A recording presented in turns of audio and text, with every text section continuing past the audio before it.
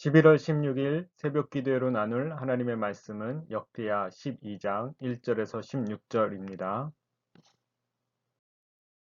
역대하 12장 말씀 중에 1절에서 8절까지만 함께 읽도록 하겠습니다.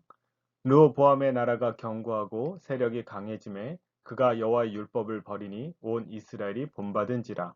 그들이 여호와께 범죄하였으므로 르호보암 왕 제5년에 애굽 왕 시삭이 예루살렘을 치러 올라오니 그에게 병거가 1200대요 마병이 6만 명이며 애굽에서 그와 함께 온 백성 곧 리비아와 숫과 구스 사람이 헤아릴 수 없이 많더라. 시삭이 유다의 견고한 성읍들을 빼앗고 예루살렘에 이르니 그때의 유다 방백들이 시삭의 일로 예루살렘에 모였는지라.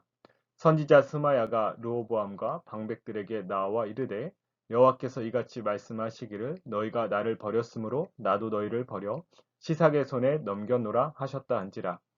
이에 이스라엘 방백들과 왕이 스스로 겸비하여 이르되 여호와는 의로우시다 하매 여호와께서 그들이 스스로 겸비함을 보신지라. 여호와의 말씀이 스마야에게 임하여 이르시되 그들이 스스로 겸비하였으니 내가 멸하지 아니하고 저희를 조금 구원하여 나의 노를 시삭의 손을 통하여 예루살렘에 쏟지 아니하리라. 그러나 그들이 시삭의 종이 되어 나를 섬기는 것과 세상 나라들을 섬기는 것이 어떠한지 알게 되리라 하셨더라. 아멘. 오늘 본문 12장은 10장부터 시작된 남유다 초대왕 르호보암과 관련된 기록 중 마지막 종결 부분입니다. 앞서 11장에서는 남유다 초대왕 르호보암이 선지자 스마야가 전한 하나님의 말씀에 순종하여 반역한 북이스라엘과의 전쟁을 포기하고 대신 국방을 튼튼히 하며 북이스라엘에서 내려온 제사장들과 레위인들을 수용하는 등 바른 신앙인의 모습을 보여주었습니다. 이들과 더불어 르호보암은 다윗과 솔로몬의 길로 행하며 나라를 부강하게 했습니다. 이러한 긍정적인 모습은 3년 동안 지속되었음을 11장 13절이 알려주었습니다. 그러나 그에 대한 평가는 오늘 함께 읽진 않았지만 14절에서 이렇게 기록하고 있습니다. 르호보암이 악을 행하였으니 이는 그가 여호와를 구하는 마음을 굳게 하지 아니함이었더라. 왜 이러한 평가가 나오게 되었는지 오늘 본문은 잘 보여주고 있습니다. 그 이유를 함께 살펴보며 우리 안에도 혹시 동일한 문제가 있지 않은지 돌아보는 시간이 되기를 원합니다. 1절을 보시면 그 이유가 무엇인지 분명히 보여줍니다. 르호보암의 나라가 견고하고 세력이 강해짐에 그가 여호와의 율법을 버리니 온 이스라엘이 본받은지라. 나라가 강해지자 르호보암이 여호와의 율법을 버렸습니다. 이는 교만하여 하나님을 버렸다는 뜻입니다. 자기 힘으로 강해졌다고 생각하고 하나님의 은혜를 잊어버리고 하나님조차 생각하지 않게 되고 하나님의 율법을 따라 살지 않는 것입니다. 이는 하나님이 아닌 다른 신, 곧 자기 자신을 섬긴 것입니다. 이는 이스라엘의 역사나 모든 인류의 보편적 역사를 통해 그리고 우리 개인의 삶을 통해 보게 되고 경험하게 됩니다. 세상적인 성공과 만족을 누리게 되면 곧 하나님을 잊게 됩니다. 하나님의 은혜인 줄 모르고 자기 능력으로 된 것으로 착각하고 자기 만족에 빠져버립니다. 사람은 참으로 연약하여 쉽게 하나님이 아닌 다른 대상, 특별히 자기 자신을 신으로 섬기게 됩니다. 그래서 바울 사도가 고린도 교회에 우상 숭배에 대해서 경계하면서 이렇게 편지를 썼습니다. 고린도전서 10장 12절입니다. 그런즉 선줄로 생각하는 자는 넘어질까 조심하라. 하나님의 은혜가 아니라 자기 힘으로 서 있다고 생각하는 자들, 그들은 곧 넘어지기 쉽다는 말입니다. 왜냐하면 하나님께서 사랑의 매로 징계하시기 때문입니다. 르호보암의 경우도 오늘 본문을 보면 하나님께서 징계하시는 장면을 볼 수 있습니다. 그 전에 한 가지 더 큰 문제를 1절은 보여주는데 르호보암의 악행을 온 이스라엘, 즉 남유다 백성이 다 본받았다는 사실입니다. 지도자 한 사람의 범죄가 온 공동체로 하여금 함께 타락의 길로 가게 했습니다. 이는 우선은 지도자의 문제입니다. 지도자가 정신 차리지 않고 범죄한다면 온 공동체를 망하게 할 수 있다는 경각심을 가지고 있어야 합니다. 또한 이는 공동체의 문제이기도 합니다. 왜냐하면 11장에서는 르호보암에게 반역하여 북이스라엘의 초대왕이 된 여로보암이 불신앙의 길을 걸어갈 때 남유다로 넘어온 제사장들과 레위인들을 볼 때 문제 있는 지도자가 있다 할지라도 여호와의 신앙을 가진 공동체는 스스로 신앙을 지킬 수 있어야 하기 때문입니다. 그래서 하나님께서 징계하시되 르호보암만 개인만 징계하신 것이 아니라 온 남유다 백성으로 공경에 빠지게 하셨습니다. 2절입니다. 그들이 여호와께 범죄하였으므로 르호보암 왕 제5년에 애굽 왕 시삭이 예루살렘을 치러 올라오니 그들이 여호와께 범죄하였으므로 라고 시작하므로 하나님께 범죄한 주체가 르호보암 개인만이 아니고 르호보암을 포함한 남유다 백성임을 알려줍니다. 하나님께서 그들을 징계하신 시점은 르호보암 왕 제5년이었습니다. 르호보암이 통치 초기 3년은 하나님을 잘 섬기다가 그 후 교만하기 시작했고 하나님께서 회개하길 기다리시다가 르호보암 왕 제5년에 애굽 왕 시삭의 군대를 통해 징계하셨습니다. 여기서도 참으시고 기다리시는 하나님의 은혜를 발견할 수 있습니다. 범죄한 즉시로 심판하지 않으시고 1년여 정도를 참고 기다리셨던 것입니다. 그러나 한번 시작된 하나님의 징계는 르호보암과 남유다가 감당하기 힘들었습니다. 3절과 4절 그리고 읽진 않았지만 9절을 보면 르호보암은 교만하여 하나님을 버릴 정도로 견고한 나라를 만들었지만 결국 애굽의 군대에 의해서 쑥대밭이 되었습니다. 성전과 왕궁의 보물, 특히 솔로몬이 만든 금 방패도 빼앗겼습니다. 함께 보시겠습니다.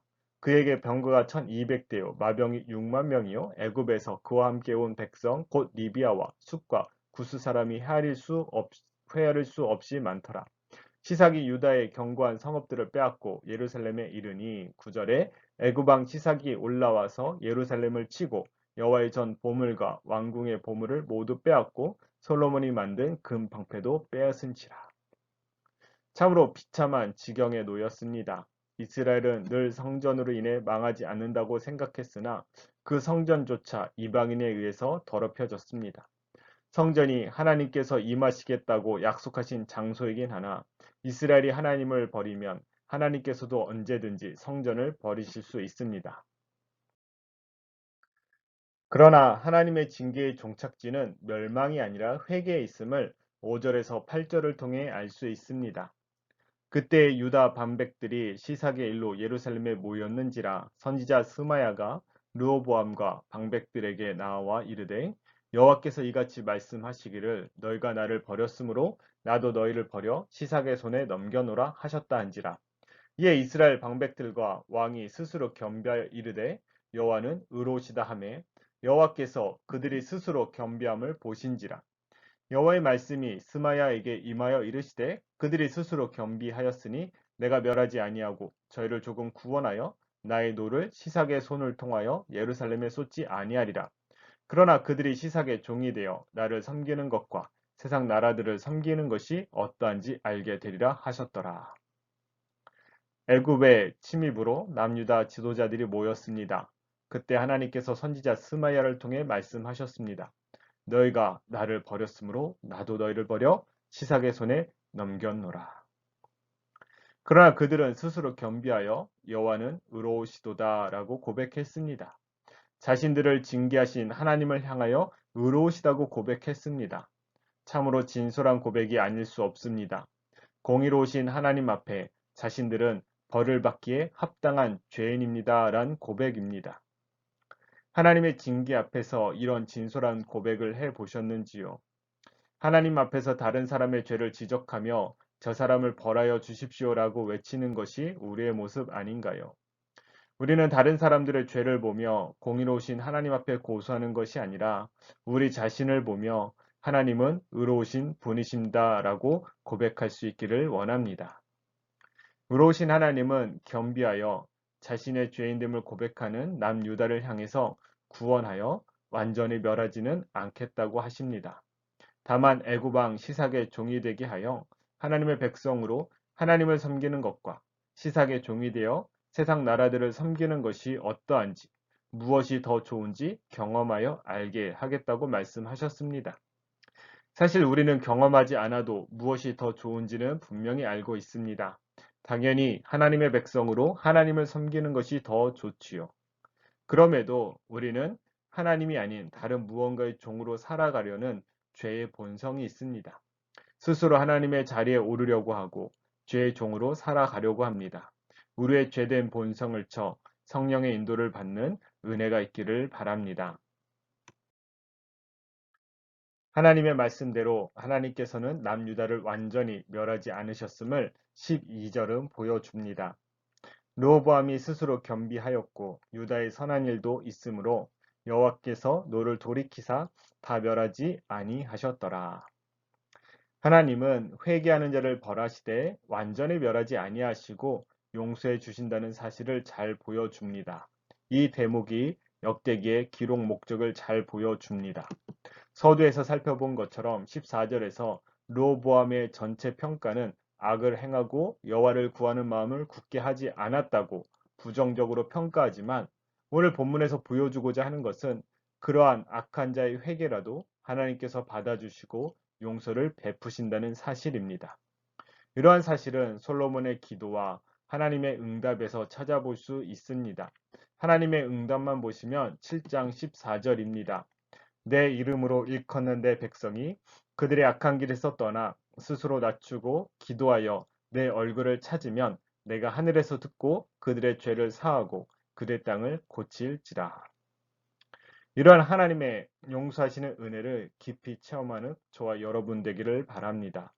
이러한 은혜를 경험하지 못한 대표적인 인물이 가룟 유다이고 이 은혜를 절실히 경험한 대표적인 인물이 베드로이지요. 하나님의 용서는 우리의 죄악을 덮고도 남습니다. 이러한 사실을 가룟 유다는 알지 못해 자책하며 스스로 목숨을 끊었지만 베드로는 회개한 후에 그 은혜를 증거하는 삶을 살았습니다. 저와 여러분이 우리 안에 있는 더러운 죄악을 더욱 많이 발견하시고 그 죄악을 씻어 정결케 하시는 그리스도의 십자가 앞에 나아가 회개하시고 크신 용서를 더욱 많이 경험하여 누리시고 이웃과 지체와 나누시는 하나님의 백성 되기를 간절히 바랍니다. 주기도문으로 새벽 기도를 마치도록 하겠습니다. 하늘에 계신 우리 아버지여, 이름이 거룩히 여김을 받으시오며 나라의 임하옵시며 뜻이 하늘에서 이룬 것 같이 땅에서도 이루어지이다. 오늘날 우리에게 일용할 양식을 주옵시고 우리가 우리에게 죄 지은 자를 사하여 준 것 같이 우리 죄를 사하여 주옵시고 우리를 시험에 들게 하지 마옵시고 다만 악에서 구하옵소서. 대개 나라와 권세와 영광이 아버지께 영원히 있사옵나이다. 아멘.